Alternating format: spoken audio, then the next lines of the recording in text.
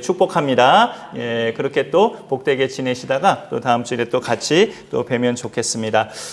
오늘 말씀 제목은 지난 주일에 또 가신 성도님들은 또 함께 보셨지만 함께 관람했던 영화 신의 악단에서 그 남자 주인공이 이제 마지막 대사로 독백하듯이 말한 그 대사입니다. 하나님, 나 잘한 거 맞지요? 라고 정확한 표현은 그 북한 사투리로 나 잘한 건 맞디요? 이렇게 해야 되는 건데 제가 좀 그러기는 좀 어색하고 그래요.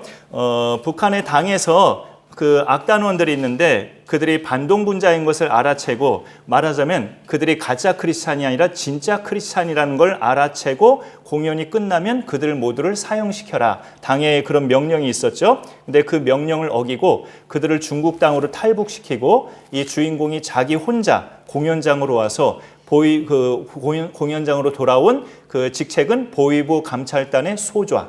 그 주인공이 순교당하기 전에 표현한 독백이 오늘 말씀의 제목이에요.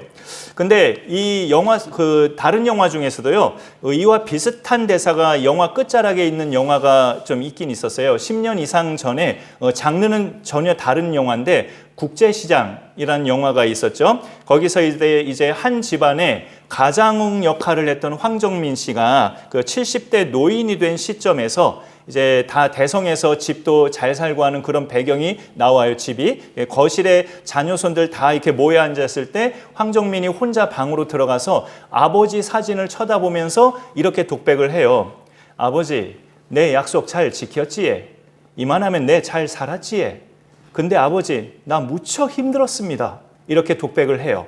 그 6.25 전쟁 때 흥남 부두에서 미군들의 그 화물선에 사람이 타면 안 되는 화물선에 막 피난민들이 몰리는데 이 아버지가 장남을 태우고 아버지는 그 화물선에 안 탔어요. 막내딸이 없어져가지고 막내딸 찾으려고. 그러자 화물선에 탄 장남한테 아버지가 부탁해요. 너는 이제 우리 집의 가장이니 우리 가족들을 네가 책임져라 하면서 그 말만 받고 아버지와 생리별을 해요. 이 남자 장남이. 그리고 본인이 70대가 되었을 때 아버지의 사진을 보고 그런 독백을 합니다. 이만하면 나 잘 살았지에, 나 아버지하고 약속 지켰지에 하면서 열심히 살아온 그 생애를 회상하는 그런 내용으로 영화가 끝나죠.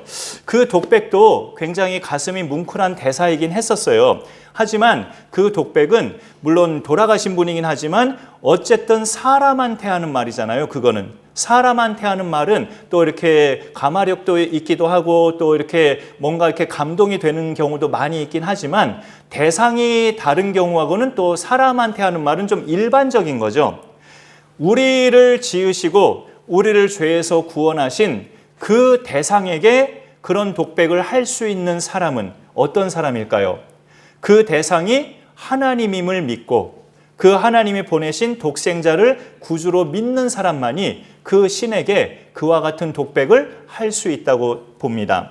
저는 목회하면서 오늘 말씀 제목처럼 제가 하나님께 가끔 독백하는 내용을 하나 든다면 2년 4개월 전에 계셨던 분들이 다 이제 나가실 때 사실 나가신 분들이 다수이고 남으신 분들이 소수였기 때문에 제가 그런 제안을 잠깐 받았어요. 이 정도의 규모를 목사님이 계속 유지하려면 버겁지 않느냐, 재정이 있어야 되지 않느냐 하면서 저에게 여기를 내려놓으면 다른 어떤 방안을 생각해 보겠다는 식으로 저한테 제안을 하셨어요.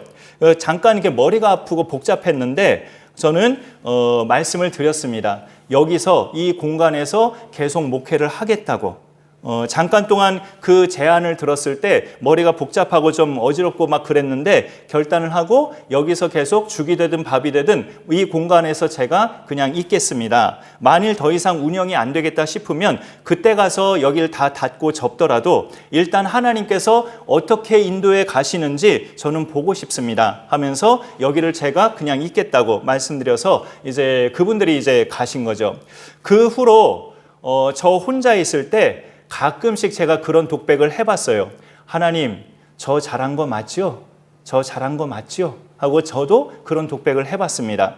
물론 그런 결정이 무슨 목숨이 오가는 정도의 큰 그런 건 아니죠, 사실은. 그래도 제 나름대로 내 생애에 참 잘한 결정 같다. 여기를 지킨 것이. 그런 생각이 가끔 들 때가 있어요. 그 신해악단 영화의 주인공은 캐릭터 자체가 성경의 인물을 끄집어내 본다면 바울과 비슷하지만 또 오늘 히브리서 11장에 소개하고 있는 모세와도 굉장히 비슷하다는 생각을 해요. 그가 바울과 비슷한 점은 예수님을 모를 때에는 예수 믿는 자들을 색출하고 예수 믿는 자들을 죽이는 일도 서슴없이 했던 것이 비슷하고요. 그러다가 예수님을 자기가 인격적으로 만난 후로는 완전히 그 반대의 사람이 되어간다는 것. 그 점이 또 굉장히 비슷하죠. 잡던 자에게서 잡히는 자로 바뀌게 되고 탄압하던 자에게서 탄압받는 자로 바뀌게 돼요. 그런 점은 바울과 상당히 비슷한데 자신에게 은혜로 다가오시는 예수님을 거부하지 않고 밀어내지 않고 받아들이는 선택은 사람의 일생에서 제일 잘하는 선택이에요. 나에게 은혜로 다가오시는 예수님, 뭔가 자꾸 나더러 믿으라고 자꾸 하나님이 다가오시는 것 같다. 그럴 때 그 하나님을 내가 밀어내지 않고 받아들이고 믿는 그 선택, 내 평생 중에 가장 훌륭한 선택이고 잘하는 선택입니다.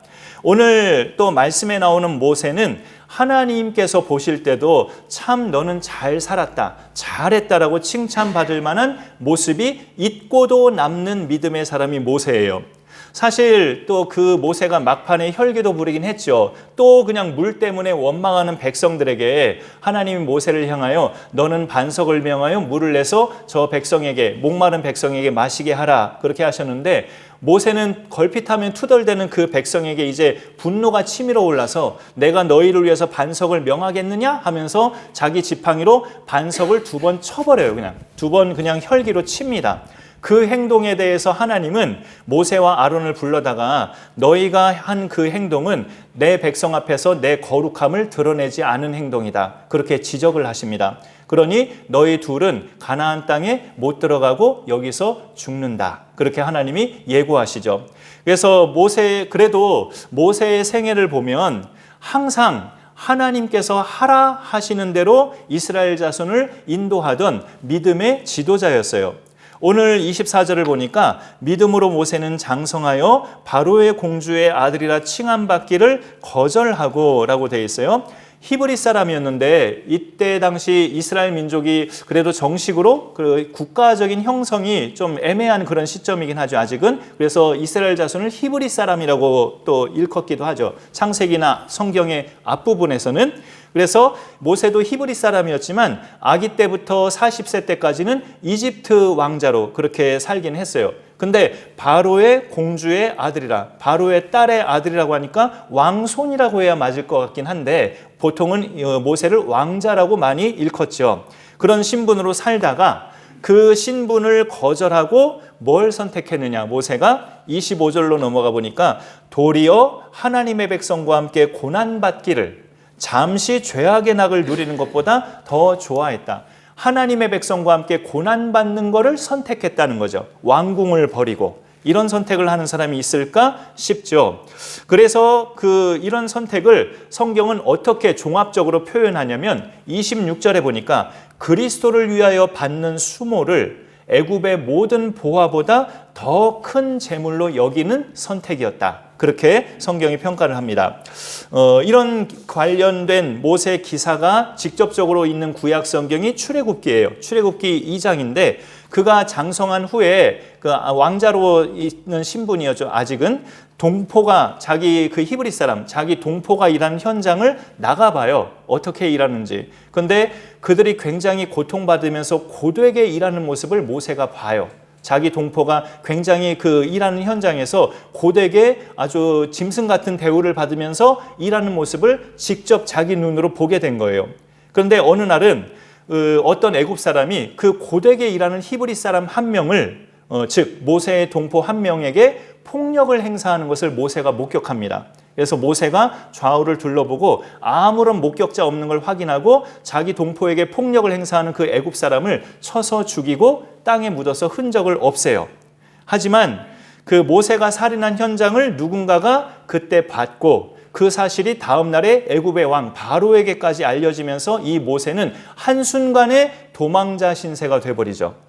그러면 히브리서 이 기자가 모세의 어떤 행위를 보고, 모세가 그런 행동을 한 사람인데 그 모세의 행동 중에 어떤 행동을 보고 그가 왕궁의 삶을 거부하고 하나님의 백성과 함께 고난받기를 즐겨했던 사람이다. 모세의 어떤 행동을 보고 그렇게 판단을 하는 걸까요, 도대체?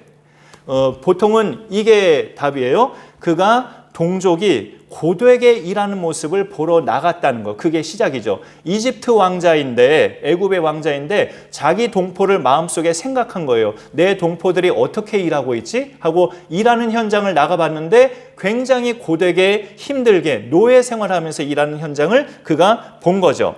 그리고 어느 날 그 애굽의 한 사람이 자기 동포를 괴롭히는 현장을 봤을 때 자기는 이집트 왕자이면서 이집트 사람 편을 든 게 아니라 자기 동포 히브리 사람의 편을 들어준 거, 그를 살려준 거, 그것이 이제 그가 그런 믿음의 행동이었다는 것을 히브리서 기자는 판단하고 있는 겁니다. 이것을 가리켜서 히브리서 기자는 모세가 애굽의 왕궁의 안락한 삶을 포기하고 하나님의 백성과 함께 고난받는 길을 선택했다, 그렇게 판단하는 거죠. 출애굽기를 사실 시작할 때는 모세가 정말 그랬나? 라고 살인자인데 이렇게만 느껴지는데 그 뒤로 계속 읽어보면 신명기까지 정말 모세는 그렇게 살았어요. 자기 백성과 함께 고난받는 길로 그렇게 살았던 실제 그 삶을 보여주고 있습니다. 그래서 하나님 말씀인 성경에서는 모세의 믿음을 그렇게 인정하고 있는 거예요. 신해악단 그 영화의 시작은 대북 제재로 돈줄이 막혀버린 북한이 그 NGO라고 하죠. 비정부 기구로부터 2억 달러를 지원받고자 신청을 하는데 NGO 측에서 두 가지 조건을 걸어요. 평양에 교회 2개를 세워라. 그리고 또 한 가지 조건은 그 교회만 세우고 그냥 신앙생활은 안 해버릴 수 있으니까 NGO 소속 의원들이 감찰단으로 갈 건데 그들이 보는 앞에서 부흥회를 열어라. 이 두 가지를 조건으로 해서 2억 달러를 주겠다고 합니다. 그래서 만들어진 것이 가짜 찬양단이에요. 하지만 그 악단원들의 정체는 이미 크리스찬들이었고 보위부의 두 간부도 처음에는 북한에 충성하는 사람들이었다가 악단과 함께 계속 부흥의 연습을 준비하는 중에 점점 흔들리는 캐릭터로 전개가 되죠. 남자 주인공은 이 일을 북한이 요구하는 대로 잘 성사시키면 이제 드디어 직위가 올라갈 수 있는, 더 높은 자리로 오를 수 있는 기회가 되기도 했어요. 하지만 그는 자신의 출세를 포기하고 자기와 함께했던 그 악단원들을 살리는 쪽으로 결정을 하는데 그 내용이 모세의 이 믿음을 평가하는 오늘 말씀과 굉장히 부합이 돼요. 바로의 공주의 아들이라 칭함받기를 거절하고 도리어 하나님의 백성과 함께 고난받기를 잠시 죄악의 낙을 누리는 것보다 더 좋아했다. 지금 내 앞에 마음껏 누릴 수 있는 어떤 혜택이 있는데 그걸 거부한다? 그거는 말처럼 쉬운 일은 아니죠. 저도 쉽지 않을 것 같아요. 국회의원이나 회사의 임원들, 그들이 받는 혜택은 월급 외에도 굉장히 많이 있죠. 그들이 그걸 거부한다? 쉽지 않을 거예요. 또 교회 목사님들 중에서도 중형교회 이상 담임 목사님들은 월급 외에도 또 각종 혜택이 대부분의 교회들이 많이 있죠. 그런데 그들이 나는 월급만 받겠다. 그 외의 혜택은 받지 않겠다. 더 어려운 사람들한테 분배해라 하면서 자기가 받을 혜택을 거부한다는 것은 절대 쉬운 일 아닙니다. 자기 살을 깎아내리는 듯한 그런 결단일 거예요. 그런데 거기에 멈추지 않고 더 나아가서 그 직위 자체를 내려놓는다는 것은 더더욱 어려운 일이죠. 그런데 모세는 애굽의 모든 보화를 과감하게 버렸어요. 더 이상 이집트 왕자로 살지 않은 겁니다. 왜요? 그리스도를 위하여 받는 수모를 애굽의 모든 보화보다 더 큰 재물로 여겼기 때문에. 모세는 다 대략 아시죠? 구약시대의 사람인데 예수 그리스도를 알았어요? 모세가? 우리가 그런 질문을 예리한 분들은 해볼 수 있어요. 모세가 그리스도를 알았나? 사실 하나님은 여자의 후손이 와서 뱀의 머리를 상하게 할 것이라는 그 예고를 아담 때에 하셨어요. 그러니까 장차 그 나실 분이 예수라는 것은 몰랐을 수도 있지만 마리아라는 여인의 몸에서 태어날 거라는 것까지, 그런 것까지 시실코콜하게는 구약시대 사람들이 모를 수는 있지만 메시아가 온다는 예고는 아담 때부터 하나님이 하셨기 때문에 믿는 구약시대 사람들도 그 믿음은 갖고 있는 거죠. 우리를 온전하게 구원해 주실 메시아 그리스도가 분명히 언젠가 메시아가 하나님의 약속대로 오실 것이다. 그 믿음 가지고 구약시대 믿음의 사람들도 살았던 거예요. 하지만 특별히 모세는 또 어떤 체험을 했습니까? 하나님의 명령대로 그 애굽 땅에서 나오기 전에 10가지 재앙이 막 내려질 때 마지막 10번째 재앙이 그 모세로서는 그리스도를 간접적으로 체험하는 그런 재앙이었어요. 애굽의 모든 마다들은 여러분 집안에도 어떻습니까? 그 집안의 기둥이요 생명이에요. 애굽의 모든 마다들과 짐승의 첫 것을 하나님이 다 죽이셔요. 굉장히 무서운 재앙이죠. 그거는 그때 애굽 땅에 살고 있는 이스라엘 집에는 하나님이 미리 조치를 하게 하시잖아요. 어린 양을 사람 수대로 다 잡게 해서 그 양의 피를 문인방과 문설주에 바르도록 명령을 하십니다. 그 피가 발라진 집들은 애굽의 이스라엘의 마다들과 짐승의 첫 것을 하나님이 안 치시고 넘어가시죠. 그 피가 묻혀져 있으니까. 이런 사건을 통해서 모세는 하나님의 구원 방법을 눈으로 보게 됩니다. 양의 피를 바르면 안 죽는구나. 양의 피가 발라진 집은 안 죽고 사는구나. 피가 사람을 살리는 거구나. 노년의 40년을 모세는 오직 하나님의 인도하심 따라 살아왔는데 그 10번째 재앙, 그런데 이스라엘 집마다 양의 피가 발려진 그 피를 보고 이스라엘은 장자와 그 짐승의 첫 것이 안 죽는 사건을 보면서 피가 죄에서 대속을 해주는 거구나. 모세는 그 체험을 해본 거예요. 그것이 곧 장차 오실 그리스도가 십자가에 죽게 될 것을 그는 하나님의 계시를 통해서 알고 그렇게 그리스도를 통해 고난받는 길을 자기는 선택했다. 우리가 그렇게 생각하고 말할 수 있는 겁니다. 그래서 모세는 그런 그리스도를 바라보고 천국을 바라보면서 살아간 후부터 그가 누렸던 애굽의 모든 보화는 바울의 표현을 빌리자면 배설물로 여긴 것과 같다. 그렇게 볼 수 있습니다.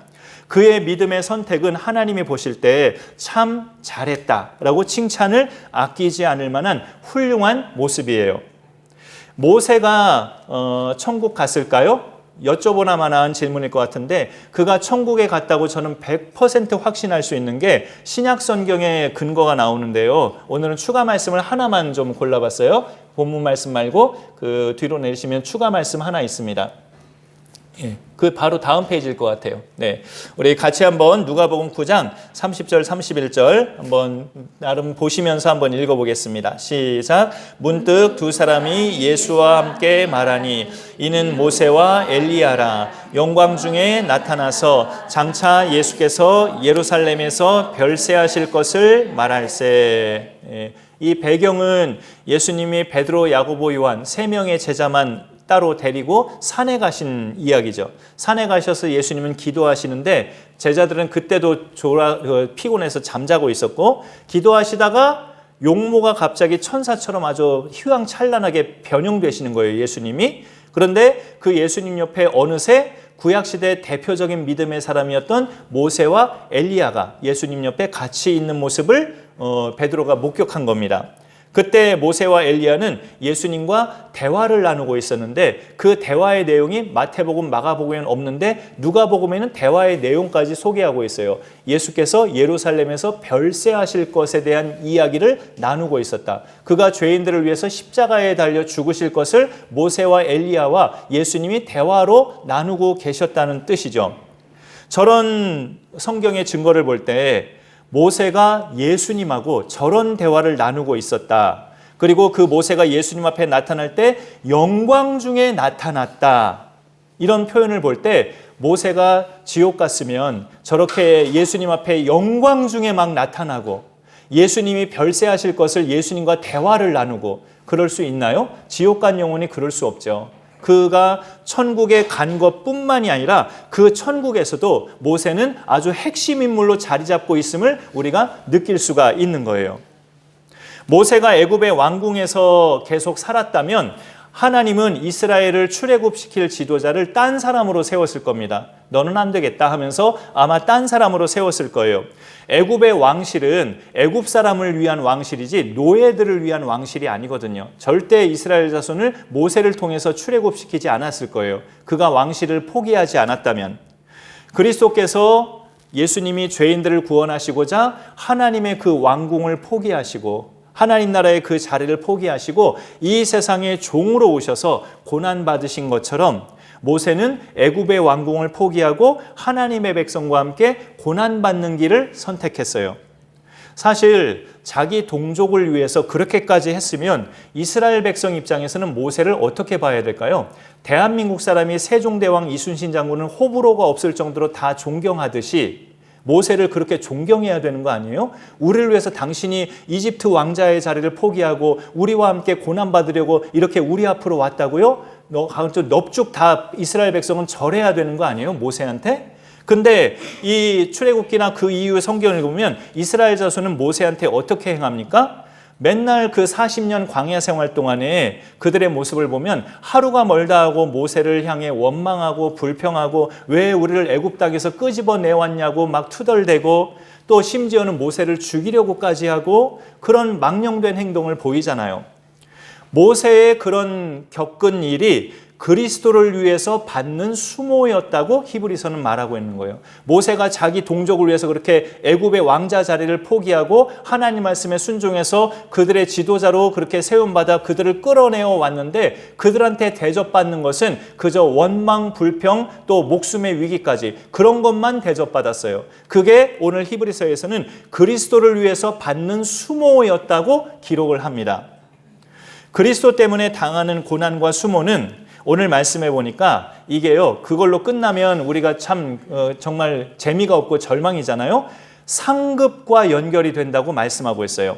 모세가 애굽의 모든 보화를 포기하고 그리스도를 위하여 받는 수모를 더 큰 재물로 여겼다고 했는데 그렇게 생각한 이유는 상 주심을 바라봤기 때문이라고 오늘 말씀하고 있죠.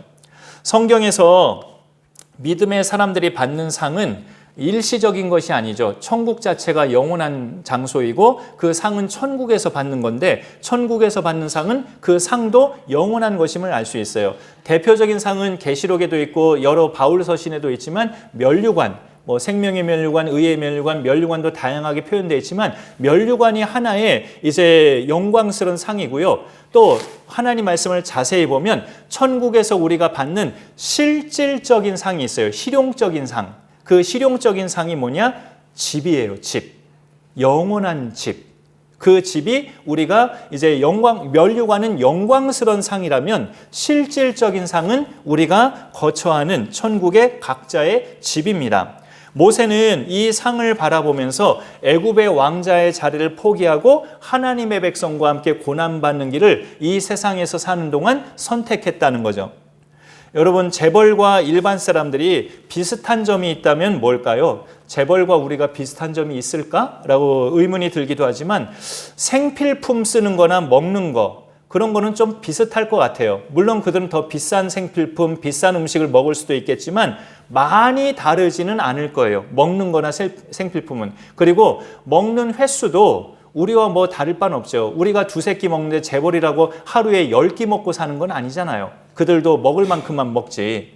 그러니까 생필품이나 먹는 거에 있어서는 재벌이나 우리나 별반 차이 없을 거예요. 하지만 재벌이 우리보다 월등한 것을 들자면 제가 느끼기엔 자동차와 집이에요. 자동차와 집은 재벌의 클래스는 정말 차원이 달라요. 그중에서 사는 집은 정말로 하늘과 땅 차이죠. 그런 집을 보면 어떻습니까? 벌써 현관부터가 다르고 거실은 자전거를 타고 다닐 정도로 넓고 베란다에 정원이 있고 화장실 크기는 안방 크기만 한데 천정에 그렇게 투명 유리창이 있어서 욕조에 누우면서 하늘을 쳐다볼 수 있는 그렇게 목욕할 수 있는 그런 시설이 갖춰져 있죠. 집안 구석구석이 그야말로 휘황찬란하죠. 그런데요, 질문을 드려보면 누군가가 나를 위해서 그런 집을 마련해 놓고 내가 어떤 일을 마치기까지 기다리고 있는 사람이 있다면 어떨까요? 누군가가 날 위해서 그와 같은 집을 지금 마련해 놓고 내가 지금 하는 일을 다 마치기까지 기다리고 있는 대상이 있다면 우리 마음이 어떻게 했느냐 말이에요. 지금 내가 이 일을 잘 마치고 언젠가는 내가 그 집에서 살리라는 기대와 소망을 가지고 살아가게 되지 않겠어요? 그 집을 마음속에 생각하고 있는데 그런 집을 나를 위해서 마련해 준다는데 우리가 그걸 포기하고 일을 안 하고 그냥 그렇게 살아갈까요? 하나님께서 우리를 위해서 예비하신 집은 영원한 집이라고, 영원한 거처라고 성경이 말씀합니다. 애굽의 모든 보화는 아무리 보화라도 이 땅에서만 누릴 수 있는 것이고 그걸 설령 그 사람의 무덤에 같이 묻는다 해도 그 사람은 모르죠. 죽었으니까. 그러니까 이 땅에서만 누릴 수 있는 일시적인 거잖아요. 일반 사람은 그렇게 평생에 누릴 수 없는 엄청난 것이긴 해도 분명히 일시적인 거예요. 영원하지 않다는 것을 모세는 믿음으로 알았어요. 하나님이 주시는 상이 영원한 것임을 아는 사람은 세상과 하나님 사이에서 어떤 선택의 고민에 놓여 있을 때 고민하지 않고 하나님 쪽을 선택합니다. 이런 결단이 유익함이 뭐냐면 우리의 믿음을 단단하게 해요. 우리의 믿음을 단단하게 해서 웬만한 폭풍이나 시련에 끄떡없는 믿음으로 서게 됩니다. 우리를 위해서 예비하신 하늘의 영원한 집을 생각하면 그 집을 마련해 주신 하나님과 우리가 거기에 갈 수 있도록 우리 죄를 담당하신 예수님을 생각하면 이 땅에서의 풍요로운 삶보다 고난도와 수모도 감당할 수 있겠구나 하고 조심스럽게 우리가 받아들여 볼 수 있죠. 그렇게 우리가 살다가 하나님 앞에 가면 우리도 그 독백을 할 수 있을 거라 생각합니다. 하나님, 나 잘한 거 맞지요? 나 잘 산 거 맞지요? 하고 그 정도가 아니라 아마 하나님께서 5달란트, 2달란트를 곱으로 남긴 종들에게 한 말씀인데 잘하였도다 착하고 충성된 종아라는 그 칭찬을 내가 잘한 거 맞죠? 라고 묻는 것도 묻는 거지만 하나님이 그렇게 답변하실 그런 사람으로 우리가 서게 될 겁니다. 그런 믿음으로 살면 이런 믿음의 결단과 선택이 무엇보다 우리의 가정들마다 이루어질 수 있기를 소망합니다. 설 연휴를 맞이하고 있는데요. 가족과 함께 이번 명절에도 하나님을 예배하고 또 사랑하는 가족을 위해서 내가 섬길 만한 것을 섬기고 또 축복의 말을 건네줘 보고 그리고 식구들을 위해서 내가 항상 기도하고 있음을 느끼게 해주고 그런 은혜의 모습을 가족과의 만남에서 가진다면 그렇게 그런 은혜의 모습을 우리가 뿌려본다면 설 연휴 마치고 그것도 우리는 하나님 앞에 독백을 할 수 있을 거예요. 하나님, 나 잘한 거 맞죠? 지난 설 때 나 그렇게 한 거 잘한 거 맞죠? 라고 그 고백을 우리가 살면서 종종 할 수 있도록 선한 선택을 잘 하는 우리가 되면 좋겠습니다. 선한 선택이 뭔데요? 이 땅의 보화보다 하늘의 상을 바라보면서 예수님 때문에 받는 수모를 피하지 않는 것. 이게 선한 선택이죠. 그런 선한 선택의 믿음의 승리가 우리 가운데 지속되고 멋지게 상으로 이어질 수 있기를 소망합니다. 오늘 말씀 마음속에 생각하면서 우리 주 예수 나의 산소망 한번 부르고 우리 봉헌 시간 갖도록 하겠습니다.